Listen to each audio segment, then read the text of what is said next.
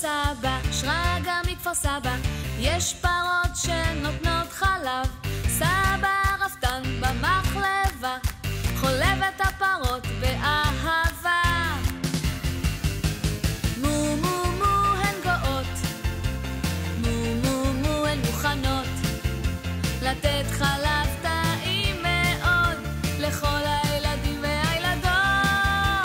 מו מו מו הן גאות, מו מו מו הן מוכנות לתת חלב טעים מאוד לכל הילדים והילדות. כל בוקר סבא שרגא רפתן מאכיל את הפרות בזמן, בחציר טרי ובעשב ירוק, שהחלב יהיה מתוק.